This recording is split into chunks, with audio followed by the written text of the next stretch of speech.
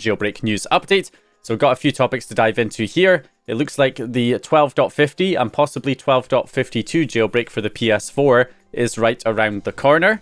So of course, I covered previously that we got the little teaser initially from Chameleon that Sistro was working on an implementation. So the exploit has been given out to a few testers, and of course Zeko being one of them, where we can see a screenshot here showing 12.52 running the latest Gold 10, the test build for 2.4 B18.7. We'll have to see if we actually get this new release of Gold 10 along with the exploit when it comes out. Now this video from Zeko shows the exploit in action, so don't worry about the image there, that's just to block out some of the private console information. But you can see that the version of the Blu-ray exploit that's loaded shows up as Lapsed Bird. So it looks like they're using the BluePlay menu. So Bluebird was like a port of Flappy Bird, and there was also Doom as well using Blu-ray Java, where they ported those games to Blu-ray Java, and you could load them on the PS4 and PS5 and, you know, other consoles that supported Blu-ray Java just to play these games when burned to a Blu-ray disc. But it looks like they've co-opted that BluePlay menu to be used to load the exploit, because we can see here that when it runs, we get the menu, which has Doom and Bluebird, but then it also has Gold Hen Lapse and Gold Hen Poopsploit as well. Poopsploit being the new exploit from the flow, and of course Lapse being the old one that only works up to 12.02. So it looks like you have them both built in, so depending on what firmware you're on, you can choose one exploit over the other. And when it loads, we can see it shows current firmware is 12.52. So this exploit is working on 12.50 and 12.52, because there are plenty of other videos from testers showing it running on 12.52. So it looks like it is definitely working up to firmware 12.52 so far. It then runs to completion with successful sandbox escape achieved. And then we get the payload being loaded, which is initially the USB payload.bin found on the USB drive, which it then executes. And then of course, once it does that, it automatically closes the disk player application with that Gold Hen option to auto close the disk player. And then you can see it is then loaded and Gold Hen is in fact running. It should not be long either way until we see this get a full release. Now there was some concern about it being quite unstable, but of course it was being worked on and stability was trying to be improved, so we don't know exactly how stable it's going to be when it releases. I would suspect it may be a little less stable at least than the Lapse exploit, but we won't know until it actually gets fully released, because the developers have been working on trying to improve stability before they actually launch it. Now beyond that, the HackerOne bug bounty program saw an increase on the bounties of $10,000, and we got this screenshot shared by Renoir X23, who says that I should invest more in consoles. And this screenshot shows that PlayStation awarded them a $10,000 bounty for the PlayStation 5, and the rest of the information is blanked out. And the poster also revealed the bug type being browser exploitation.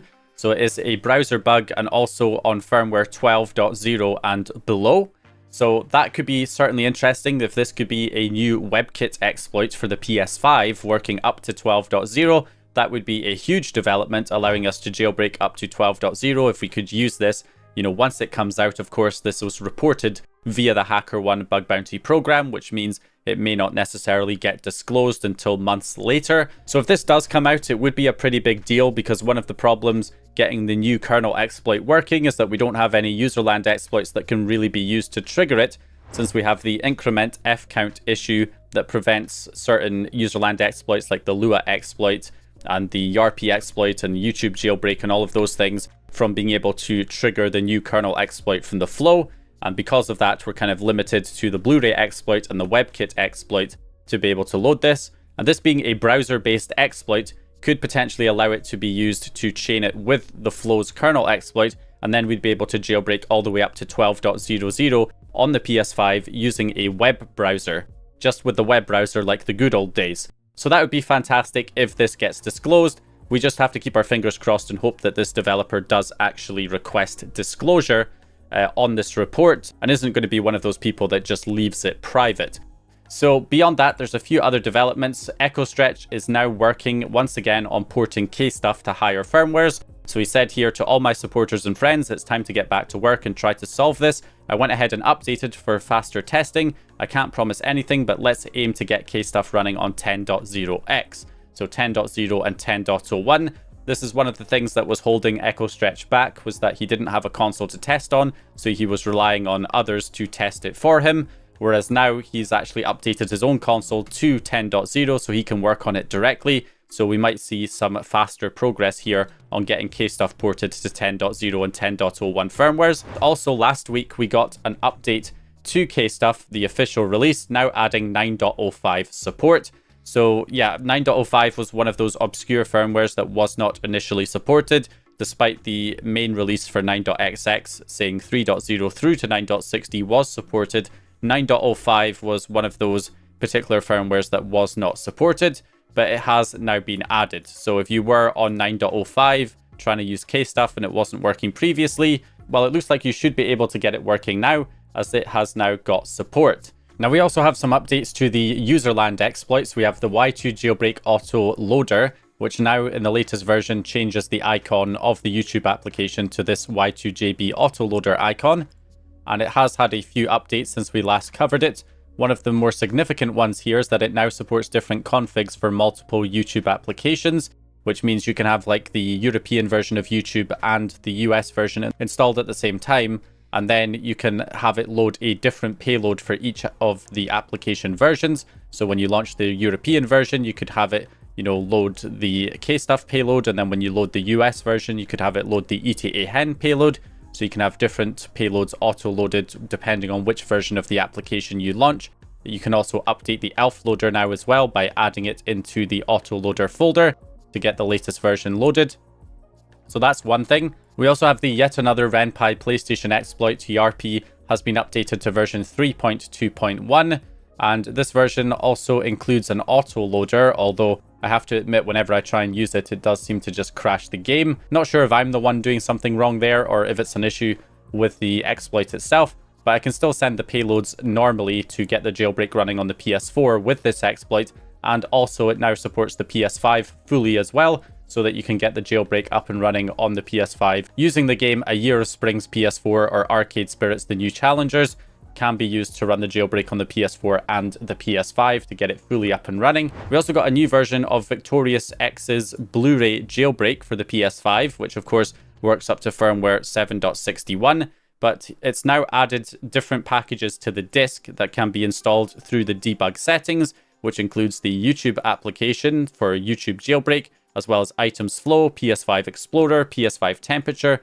the avatar changer for the PS5, FPKGI, and the homebrew store. So that's now all included on the disc, kind of like the all-in-one jailbreak ISO I created for the PS4 exploit. This is the same idea with the PS5 version, so it now contains those apps that you can install directly from the debug settings package installer once you have the disc inserted.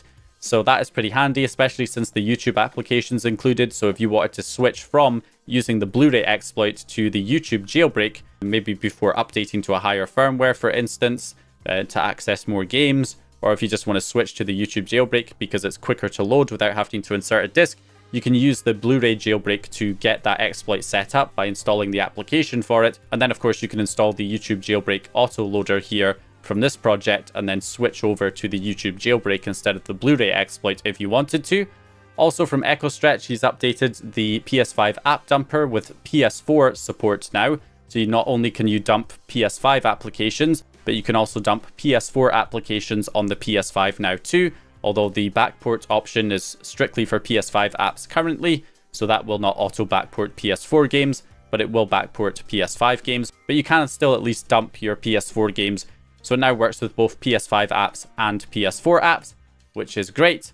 And finally, we also have a bunch of new PS5 game dumps that have been released recently. We have Overdark, a Do Not Open story. We've got Bleak Faith Forsaken, The Lord of the Rings Gollum, Outcast A New Beginning. God of War Ragnarok is finally available in its native PS5 form, so that is now available as well. Shin Megami Tensei 5 Vengeance, and also Grand Blue Fantasy Relink is also available. So that's a bunch of new PS5 game backups that are now available. So anyway, that's going to do it for this video. Just a quick update on some of the changes over the past few days. Hope you guys enjoyed this one or found the information useful. If you did, please leave a like and subscribe. And as always, I'll hopefully see you guys